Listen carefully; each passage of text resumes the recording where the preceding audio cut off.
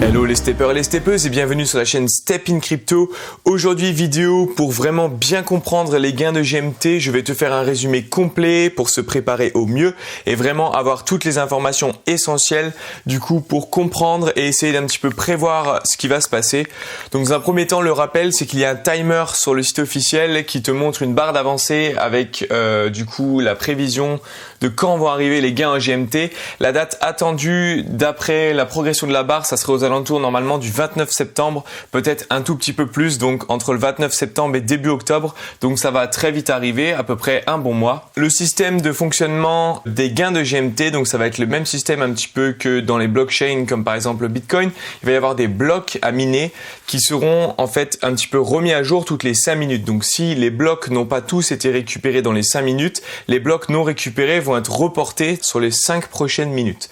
Et donc le nombre de GMT que l'on pourra récupérer dépendra du nombre de joueurs qui sont en train également en même temps de récupérer du GMT. Plus il y aura de joueurs qui récupèrent du GMT, plus les gains seront divisés par le nombre de joueurs, donc plus les gains seront faibles. Et évidemment, là-dedans, il faut rajouter la dimension confort. Plus on aura de confort, plus on aura accès aux gains de GMT. Et moins on en aura, moins on aura accès, tu l'auras compris. Donc, à partir de là, il va y avoir des stratégies pour éviter les grosses heures de jeu. Notamment, moi, ce que je pense qu'il faudra absolument éviter, c'est les heures où les Asiatiques jouent à StepN, parce qu'il y a énormément d'Asiatiques sur StepN, notamment des Japonais et des Coréens. Et justement, ça nous arrange vraiment en Europe, parce qu'à 3h du matin au Japon, il est 20h à Paris. Donc je pense que les heures du soir vont être idéales pour faire des tests et pour voir entre 19h et 23h. Là, il va y avoir des super bons créneaux, je pense, pour gagner des bons gains en GMT. Donc à voir tout ça. Maintenant, je vais te réexpliquer un petit peu le système des pools parce qu'on a eu pas mal de détails sur tout ça. Donc, il y a les pools classiques, ça ce seront les pools que l'on a avec les chaussures actuelles et il y aura ensuite par la suite des pools rainbow qui vont arriver. Donc déjà, dans un premier temps, il va y avoir uniquement la pool classique qui va être mise en place donc à partir du 29 septembre. Dans cette pool, le minimum de 3 énergies a été supprimé, donc ça veut dire que l'on pourra gagner des GMT avec 2 énergies. Et donc pour cela, plus en fait on aura de points de confort, plus on pourra récupérer de GMT. Après on n'a pas encore de détails sur comment est-ce que le nombre de points de confort va influer sur les gains de GMT. Mais en tout cas ça va être vraiment la dimension confort qui va être mise en avant comme de toute façon on avait prévu et on s'y préparait depuis des mois. Dans un deuxième temps, il va y avoir la pool Rainbow qui va arriver. Toutes les chaussures arc-en-ciel seront les mêmes. Elles iront de 1 à 20 km/h donc comme une chaussure trainer. Elles auront des stats qui seront soit bloquées, soit non existantes, car toutes les chaussures seront les mêmes, donc on pourra gagner les mêmes gains avec. Et bien sûr, l'avantage, c'est que quand la pool Rainbow va arriver, ça va sortir des gens de la pool classique. Donc si par exemple 10 000 joueurs ne vont pas dans la pool classique, mais utilisent leurs chaussures Rainbow pour piocher dans la pool Rainbow, ça va libérer 10 000 places dans la pool classique, donc ça va forcément augmenter les gains de GMT dans la pool classique. Et c'est là tout l'intérêt de la chose. Donc comment obtenir des chaussures Rainbow? Donc il faudra en fait détruire 5 chaussures et en détruisant 5 chaussures, on aura la possibilité de choper une chaussure Rainbow. Ensuite, dans un deuxième temps, il y aura les chaussures Rainbow Plus qui vont arriver. Donc ces chaussures-là, on pourra les obtenir en détruisant 5 chaussures Uncommon pour obtenir du coup une chaussure rare. Et à partir de là, on aura une chance d'obtenir une chaussure Rainbow Plus. Cette chaussure Rainbow Plus permettra de gagner plus que la chaussure Rainbow classique, bien évidemment. Mais encore une fois, ce seront des chaussures que l'on ne pourra pas modifier et qui auront des stats de base définies. Ces pools vont arriver petit à petit dans le jeu. Ce que l'on sait, c'est que les chaussures Rainbow seront vendables sur la marketplace seulement à partir du moment où on les utilise une fois. Du coup, les HP vont descendre. Quand les HP descendent, on ne peut plus vendre la chaussure. Et les chaussures Rainbow ne seront absolument pas réparables ou restaurables. Donc ça veut dire qu'à partir du moment où l'on utilise sa chaussure Rainbow, elle n'est plus vendable. Mais par contre, avant de l'utiliser, on pourra la vendre. On peut imaginer que dans un premier temps, les gains avec les chaussures Rainbow seront très importants, donc il n'y aura pas vraiment grand intérêt à la vendre. Par contre, sur le long terme, il y aura peut-être un intérêt à acheter une chaussure Rainbow par exemple et à faire des gains plus importants avec les GMT que l'on récupère par rapport au prix que l'on a payé cette chaussure. Donc ces genres de stratégies vont arriver petit à petit dans le jeu. Évidemment, l'intérêt derrière ça, c'est d'inciter les joueurs à faire du burn de chaussures pour avoir une chance d'obtenir leurs chaussures Rainbow.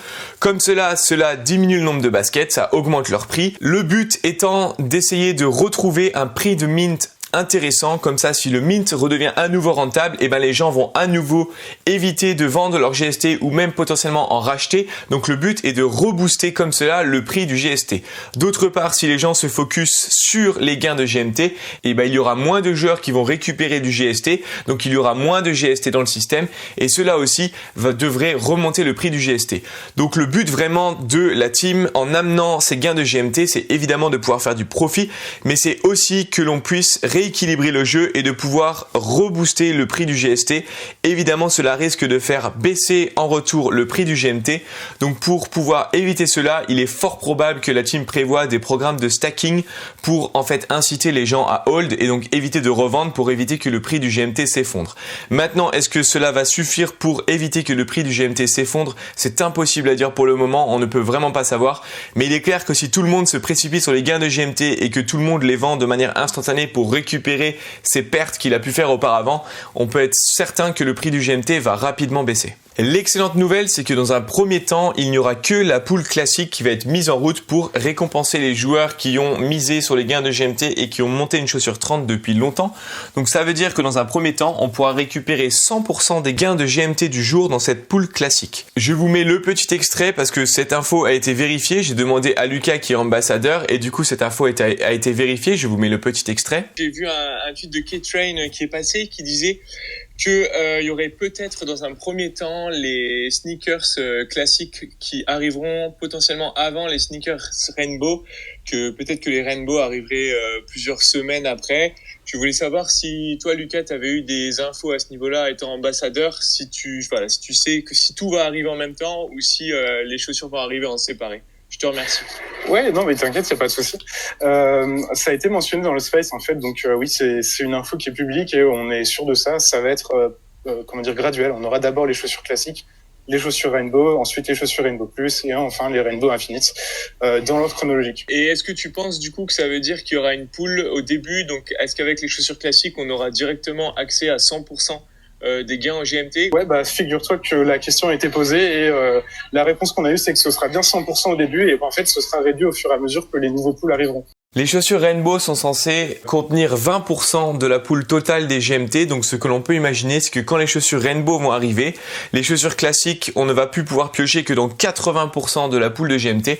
Et les nouvelles chaussures Rainbow qui vont arriver vont nous permettre de choper 20% de la pool. Seulement, étant donné qu'il y aura très peu de joueurs au début sur les pools Rainbow, même en piochant que 20% de la pool, on risque d'avoir des gains assez extraordinaires. Donc moi, ce que je fais, c'est que je prépare quelques chaussures à burn. Comme ça, quand les chaussures Rainbow arrivent, je vais essayer d'en choper une pour vraiment essayer de voir si les gains en GMT sont énormes et j'espère rembourser du coup l'achat des chaussures que je vais burn de cette manière. Ce qui est plutôt pas mal, c'est que effectivement aujourd'hui, quand on fusionne 5 baskets pour en détruire une, on est perdant, c'est-à-dire que le prix des 5 baskets coûte plus cher que le prix de la chaussure uncommon.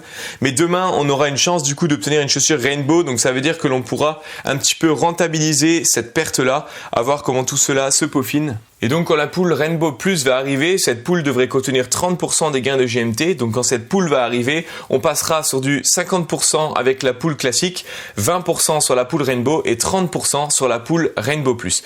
Tout cela ne va pas se faire, je pense, en quelques jours. Ils vont prendre plusieurs semaines, voire possiblement plusieurs mois avant d'instaurer les systèmes suivants, parce qu'il va falloir que le système trouve un équilibre en lui-même avant de se précipiter sur la suite. Par contre, il est possible que la première pool Rainbow arrive assez rapidement après la pool classique, surtout si tout le monde se rue sur la pool classique et que tout le monde vend du GMT à fond. Je pense que la team va un petit peu diminuer les gains en amenant la nouvelle pool pour inciter les joueurs à burn. Donc ce qui est certain, c'est que dans les pools Rainbow, il va y avoir des énormes gains en GMT pour les premiers joueurs qui vont y avoir accès. Donc ça va vraiment être une course à la montre. Après, est-ce que pour autant cela vaut le coup d'investir pour pouvoir prévoir cela? Eh bien évidemment, personne ne le sait. Si tu as déjà perdu de l'argent sur StepN, ce n'est pas forcément une technique que je te recommande. D'ailleurs, est-ce que aujourd'hui on peut être sûr que de monter une chaussure level 30 sera rentable? Selon moi, ce n'est pas dit du tout parce que ça coûte, je l'ai déjà dit, mais ça coûte quand même plus de 600 GST et plus de 200 GMT pour monter une chaussure level 30, donc c'est absolument énorme.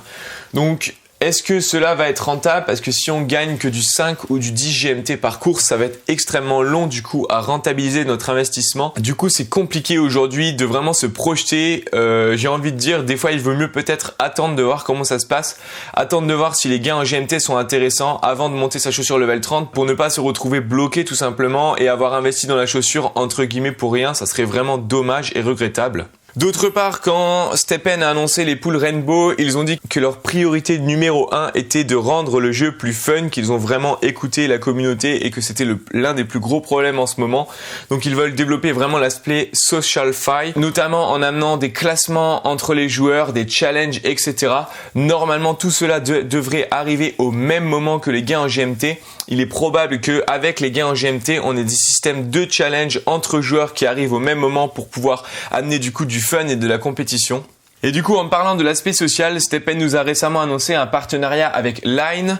Donc Line, c'est un système de messagerie qui est très utilisé en Asie et notamment au Japon. C'est également utilisé en Europe et aux USA, mais c'est beaucoup moins connu. Mais c'est énormément du coup utilisé au Japon. Il y a plus de 60 millions d'utilisateurs et le Japon est la communauté STEPN la plus importante. Donc c'est pour cela que STEPN a voulu cibler Line. C'est l'équivalent en fait de WhatsApp là-bas. Et Line aussi est très impliqué en crypto et sur la blockchain. Ils ont leur propre token, le token Helen. Donc le but en fait de passer par Line, donc comme WhatsApp, c'est de pouvoir aussi récupérer des gens du Web 2 classique et de pouvoir les initier au Web 3. Voilà, j'espère que cette vidéo a été claire sur les gains de GMT. J'espère que tu as bien compris.